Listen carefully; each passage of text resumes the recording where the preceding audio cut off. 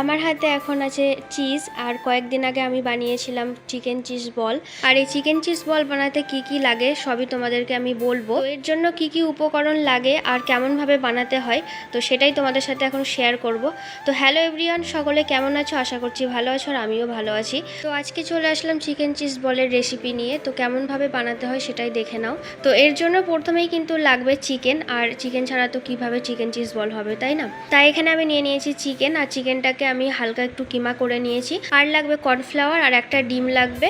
আর এখানে আছে পাউরুটির গুঁড়ো, তো তোমরা এর বদলে টোস্টের গুঁড়োও নিতে পারো। আর এখানে আমি চিজটাকে ছোট ছোট করে পিস করে নিয়েছি। আর একটা জায়গায় আমি অল্প একটু সাদা তেল নিয়েছি, কারণ হচ্ছে যখন আমি এই চিকেন চিজ বলটা বানাবো তো হাতের মধ্যে যাতে না লেগে যায়, ওর জন্য এখানে সাদা তেলটা দিয়ে হাতের মধ্যে ভালো করে মাখিয়ে তারপর এগুলোকে বল বানাতে হবে। তো যাই হোক, এখন বলি চিকেনের মধ্যে আমি কি কি দিয়েছি। তো এখানে দিয়েছি পেঁয়াজ কুচি, আদা রসুন বাটা, সয়া সস, একটু গোলমরিচের গুঁড়ো, আর লাগবে কাঁচা লঙ্কা কুচি, আর সামান্য পরিমাণে নুন দিতে হবে।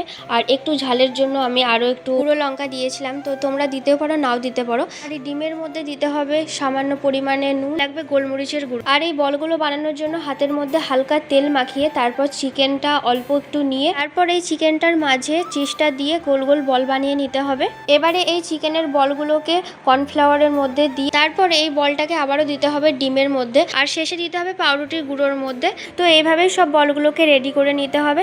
তারপর তেল গরম করে একে একে বলগুলোকে তেলের মধ্যে দিয়ে গ্যাসের জালটাকে হালকা করে তারপর উল্টে পাল্টে এগুলোকে লাল লাল করে ভেজে নিতে হবে। এখানে দেখতেই পাচ্ছ কয়েকটা বল কিন্তু আমার ভাজা হয়ে গেছে, আর থালার মধ্যে কয়েকটা রয়েছে, আর কিছু আমি তেলের মধ্যে দিয়েছি, তো সেগুলো এখন হচ্ছে। তো চলো এখন আমি এগুলোকে ভেজে নিই। আর এই যে দেখো আমার কিন্তু সবগুলো ভাজা হয়ে গেছে। তো চলো তোমাদেরকে দেখাই কেমন হয়েছে। আর ভিতরটায় দেখো সুন্দর চিকেনটা কিন্তু সিদ্ধ হয়েছে, আর চিজটা দেখো কত সুন্দর গলে গেছে। আর এখন কিন্তু আমি টেস্ট করাবো তোমাদের দাদাভাইকে দিয়ে। আর এই যে দেখো ওকে কিন্তু আমি দিয়ে দিয়েছি। আর এদিকে তো তোমাদের দাদাভাই খেয়ে বলছে দারুণ হয়েছে। তো তোমরাও কিন্তু বাড়িতে এইভাবে বানিয়ে খেতে পারো, খেতে কিন্তু দারুণ হয়েছিল। তো আজকের ভিডিওটা এইটুকুই। ভালো লাগলে লাইক কমেন্ট শেয়ার। আজকের মতো টাটা।